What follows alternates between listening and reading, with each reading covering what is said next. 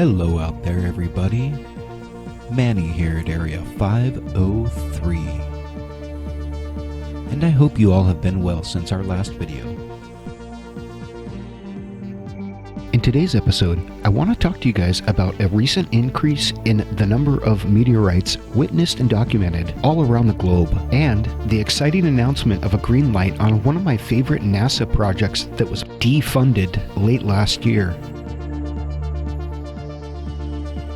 I first reported on one of these meteorites in episode 25 when a green meteorite was filmed over Florida in April 2019. I found this recent article on co.express.uk. The headline reads, "Asteroid News, watch as fireball explodes over Germany in stunning video." Well, that gets my attention. Let's take a look. Yeah, nice footage, guys. At least they showed that the sighting was reported mainly over the Netherlands. I wonder why they titled the article Germany. Huh. That's just lazy writing. Here, I found the original footage. Let's take a look. Here's a good look at this meteorite filmed over the Netherlands on March the 3rd, 2020. Let's get a zoom on this thing. Wow, look at that thing. Nice. This is another example of a meteorite coming down fast, and look at the sharp angle of entry. Just like in the Florida meteorite, this thing is coming almost straight down. And also like the Florida meteorite, no trace of the meteorite was found. How can we be so sure it was a meteorite then? This makes me wonder if there was any other recent sightings that were also filmed that we could take a look at. Let's dig around a little bit. Here's another meteorite sighting over Croatia in February 2020. Wow, look at this thing come zipping down. That had to be intensely bright to flash like that in broad daylight. I wonder if any of that meteorite survived entry. In March 2020, a fireball was reported over Columbus, Ohio by multiple witnesses.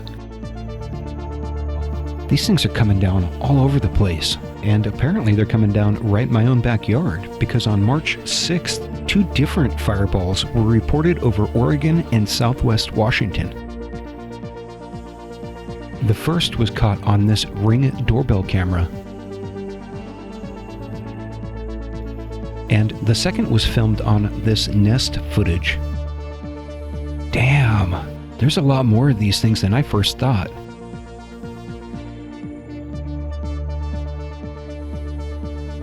Look, here's another one over Italy on February 28th. Notice how this one explodes on the way down as well.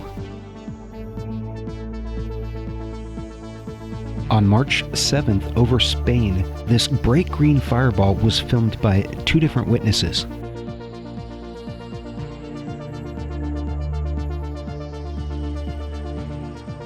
There's also evidence of these things being spotted from space as well. In episode 23, I spoke about a meteor that was filmed from a satellite.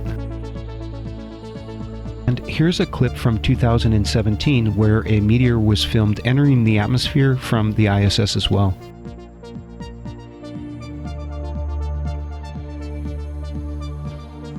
Now that I know how many of these meteorites are coming down, I can say it's a good thing that most of them burn up in the atmosphere, leaving no trace, because if any portion of these were to remain, it could cause significant damage. It looks like India was pelted by 3 different meteorite events recently. One of these events put on quite the light show when several meteorites burned up on entry, illuminating the night sky. One of the other meteorites apparently broke into several large pieces and started several small fires. That's crazy. Check that out. That must have been terrifying for those witnesses to see this giant fireball come crashing down and explode, leaving this fiery aftermath. These meteorite impact events can be extremely destructive. Look at the damage this thing caused. A large chunk of the meteorite survived the impact, which then caught fire. The fire was then extinguished, leaving this soupy mess. Yuck. Anyhow, I'm glad to say that I don't think anybody was seriously injured during the India meteorite events, thankfully. It's still a scary example of how destructive these events can be. For another scary example, let's go back to 2013 over Russia, where a gigantic meteorite was filmed breaking up upon entry by dozens of witnesses.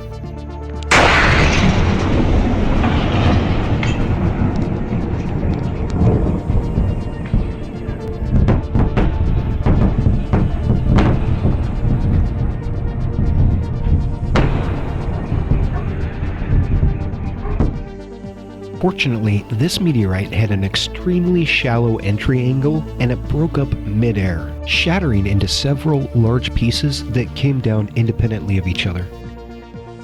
If this thing had been coming straight down like the smaller meteorites that we saw, it could have stayed in one piece, and when this thing hit the ground, the damage would have been unimaginable.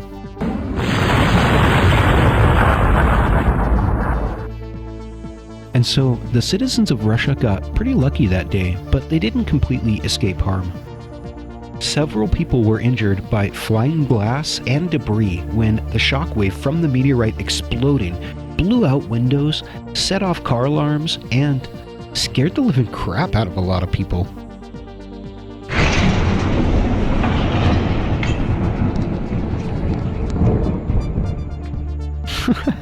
I know that would sure scare the crap out of me. But as you guys can see, these meteorite impact events can be extremely destructive, and I know that I, for one, would sleep easier at night knowing that some of the world's best scientists are working on this problem of planetary protection. Well, the folks over at NASA have a few projects in the works. The current favorite to deal with an asteroid or large meteor event is a combination of the DART, or Double Asteroid Redirect Test, and the Large Synoptic Survey Telescope. The plan is to use the LSST to identify threats and the DART to redirect the asteroid or meteor away from the Earth. I guess it's better than no plan, but I have to tell you guys, this wasn't my first pick. And in my opinion, it wasn't the best pick. In fact, this was NASA's Plan B as well. My personal favorite was the NEOCAM up until the project was killed back in July of 2019. I talked about the NEOCAM in episode 42, so if you haven't had a chance to watch that episode, head on out and check it out when you're done here.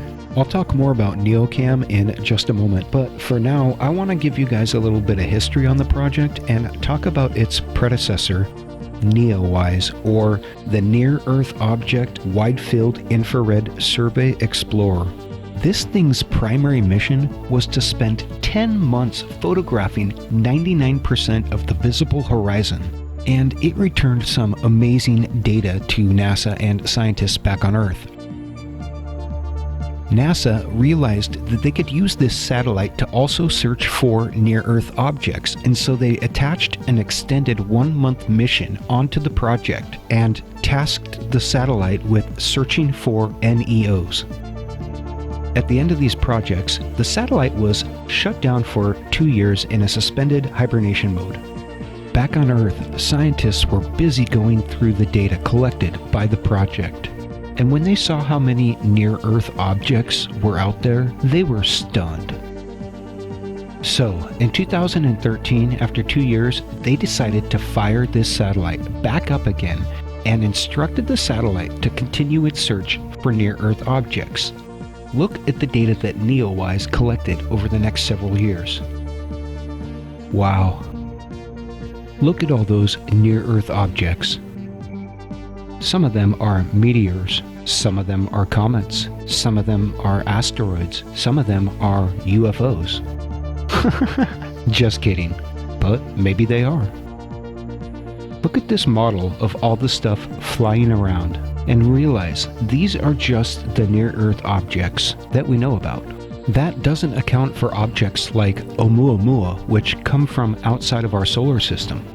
And it certainly doesn't account for objects which have a large or irregular orbit around the Sun. I mean, this project has only been out there mapping for a small number of years, and if something had a large orbit of, say, 25 or even 100 years, then it wouldn't register here until it came through the first time, and you wouldn't recognize it till you saw it the second time. So it's certainly not a perfect system, but it is better than any one that's out there.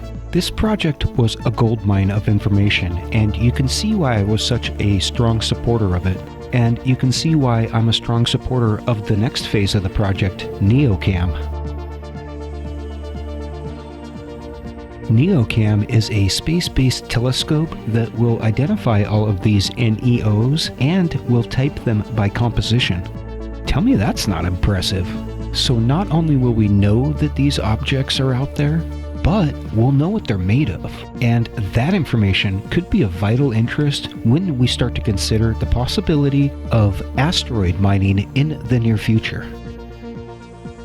I was disappointed to report in July 2019 that NEOCAM was defunded, but I do have some recent news on the project and a kind of humorous story. Because it seems that at the end of July, a large near-Earth object passed extremely close to the Earth, and it evaded all known forms of detection. Wait a minute. What? An NEO the size of a football field whisked by the Earth at only 65,000 kilometers, which is roughly 40,000 miles, or about 1/5 of the distance to the Moon. And none of the measures that we had in place to detect these things caught it, and this happened right after NEOCAM was defunded. Oh, sweet irony! And it seems this near miss scared the pants off of someone, because the NEOCAM project has been rebranded into NEOSM, or the Near Earth Object Surveillance Mission. And it's been moved from NASA's competitive budget to the Planetary Defense Coordination Project. Hell yeah. This is awesome, guys. I've said it before, and I'll say it now. Space missions of a planetary protection nature should have a priority and should never have to compete for funding with projects of a scientific nature. Planetary protection is simply too important. And honestly, the news that NEOCAM is back and that the funding is secure, giving the project a green light, makes me sleep a little bit easier at night. Since we're on the topic of funding, let's talk about NASA funding for just a moment. It's no surprise to anyone that NASA and space are a priority for the current administration. And NASA is set to receive something like a $3 billion increase to its budget in 2021. And yet still, NASA couldn't find the tiny bit of money for such an important project like NEOCAM? Really, Jim? Really? What is your priority over there? Continuing to advance the commercialization of low Earth orbit. A commercial, and eventually we want to get to commercialization of human habitats in low Earth orbit. NASA should be one customer of many customers in a robust commercial marketplace in low Earth orbit.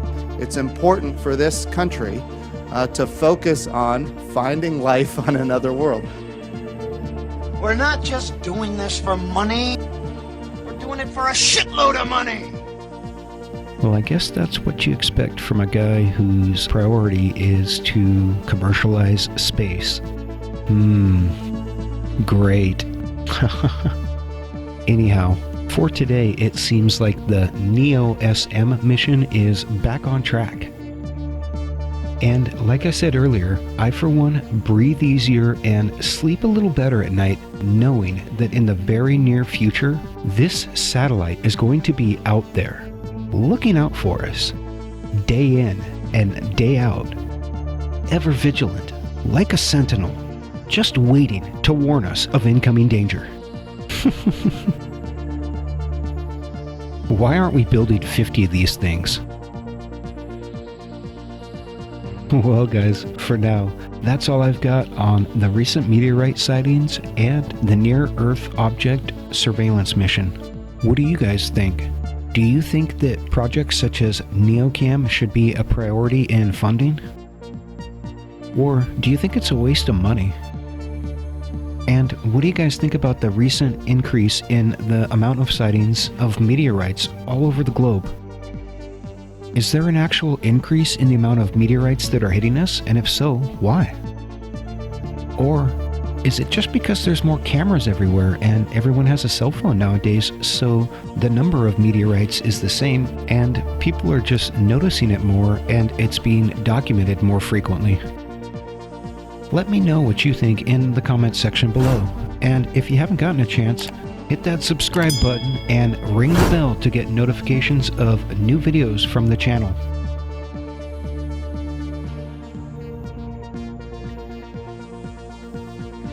As always, this has been Manny at Area 503, and I wish you all the best until we meet again. And I am out of here to continue my search for universal truth.